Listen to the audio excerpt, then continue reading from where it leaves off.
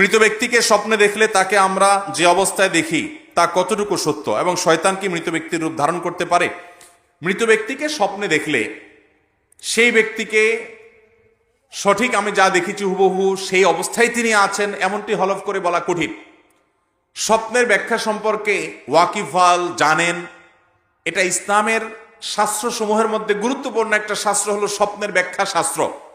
স্বপ্নের ব্যাখ্যা নবী করিম সাল্লাল্লাহু আলাইহি ওয়াসাল্লাম বলেছেন, কিয়ামতের আগে ইমানদারদের সত্য স্বপ্নের পরিমাণ অনেক বেশি হবে, এবং দুনিয়াতে আর নবী রাসূল আসবে না, নবুয়তের ধারা নাই, কিন্তু ইমানদারদের ভালো স্বপ্নগুলো এগুলো নবুয়তের একটা অংশ, এগুলো নবুয়তের একটা, যেই স্বপ্ন আপনার কাছে মনে হবে এটা ব্যাখ্যা সাপেক্ষ এবং এটা অনেক সুসংবাদ বহন করছে, ভালো কিছু ইন্ডিকেট করছে, স্বপ্নের ব্যাখ্যা বোঝা মানুষ এগুলো বলতে পারে। দুঃখজনক, স্বপ্নের ব্যাখ্যার এই শাস্ত্রটি আজ আমাদের সমাজ থেকে হারিয়ে যাচ্ছে। এমনকি আলেমদের মধ্যেও মাসআলা মাসাইল সম্পর্কে আপনি বিশেষজ্ঞ পাবেন, আপনি তাফসীর সম্পর্কে বিশেষজ্ঞ পাবেন, হাদিস সম্পর্কে বিশেষজ্ঞ পাবেন। দুঃখজনক যে স্বপ্নের ব্যাখ্যা বুঝেন এরকম পণ্ডিত, এরকম বিশেষজ্ঞ মানুষের সংখ্যা সমাজে অনেক কম।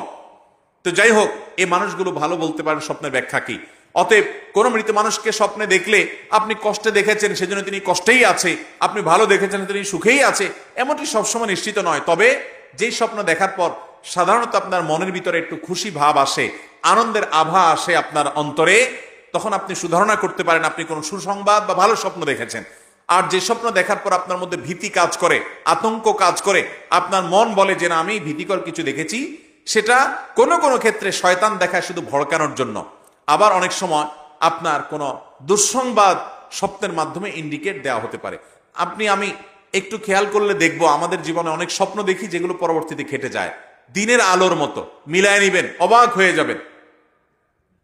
একবার আমার স্ত্রী স্বপ্ন দেখলেন যে আমার জামায় কিছু লোক ঘরে ঢুকে জানালা ভেঙে ঢুকে আমার জামায় আগুন লাগাই দিচ্ছে, অনেক কষ্ট করে সে আগুন নেভাতে হয়েছে।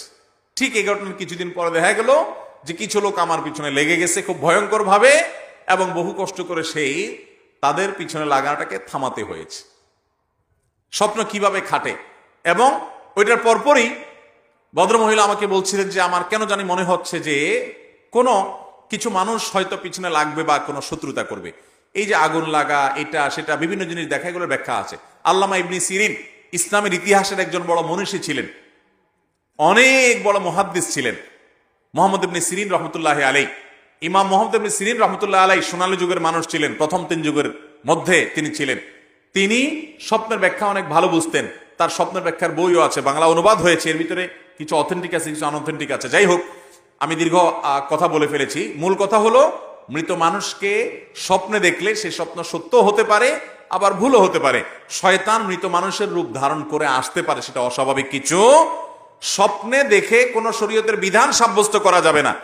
কেউ যদি স্বপ্নে দেখে যে তুমি হজ করতে যাও না তোমার ক্ষতি হবে, তাহলে সেই স্বপ্ন মানা যাবে? কারণ বুঝতে হবে এটা ইবলিসে দেখাইছে, কারণ ফরজ কাম থেকে বাধা দিবে একমাত্র কে? অতএব এটা শয়তানে দেখাইছে, বিদায় এটার পাত্তা দেওয়া যাবে না। অতএব মৃত মানুষকে তার রূপ শয়তান আকৃতি ধারণ করতে পারে, এটা অস্বাভাবিক নয়। তবে ওই যে বললাম ভালো মন্দ এটা নিরূপণ করা ব্যাখ্যা সাপেক্ষ, ব্যাখ্যাতা যারা তারা ভালো বলতে পারেন, তবে কিছু ইন্ডিকেট আছে যেটা আমি বলার চেষ্টা করলাম। এরপরে প্রশ্ন হলো, আমার প্রশ্নটা হচ্ছে যারা লোভে সুদে টাকা দেয় জেনে শুনে তাদের ঘরে খাওয়া কি ঠিক হবে? বিশেষ করে হুজুরদের জন্য। হুজুরদের জন্য তো বিশেষ কিছু নাই, সবার জন্য মাসালা কি?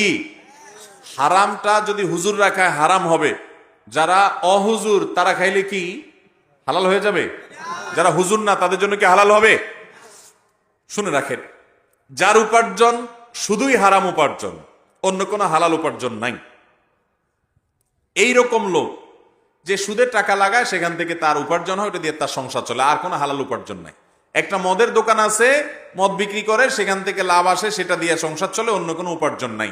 ওই লোক যার অন্য কোনো উপার্জন নাই, যা আছে সবটুকু হারাম, সে যদি আপনাকে হাদিয়া দেয় বা দাওয়াত দেয়, ওইটা খাওয়া আপনার জন্য হালাল না, হারাম। ওইটা আপনার জন্য খাওয়াটা জায়েজ হবে। অনেক সময় ডিনাই করা যায় না, তাকে মুখের উপরে না করা যায় না, বাসায় নিয়ে আসে ভুল বুঝে, সৎসাহস করে যদি বিনয়ের সাথে সুন্দর করে বুঝায় বলে দিতে পারেন, তাহলে এটা বড় একটা দাওয়াত হতে পারে যে ভাই হারাম উপার্জন করছেন আপনি, আমি এটা অ্যাভয়েড করতে চাচ্ছি, আপনি যদি মনে কিছু না করেন, যদি বুঝায় বলতে পারেন সেটা অনেক ভালো একটা কাজ। যদি না পারেন তাহলে অন্তত নিজে সেটা ভোগ করবেন না, অন্য কোনো গরিব মানুষকে দিয়ে দিবেন, তারটা তাকে ফেরত দিতে না পারলে কিন্তু নিজে নিজের পরিবার লোকদেরকে খাওয়াবেন না। কারণ হারাম যে উপার্জন করেছে তার হালাল কোনো উপার্জন নাই, শুধু হারামটাই আছে, ওইটা আপনাকে খাওয়াইলে আপনার জন্য খাওয়া জায়েজ হবে।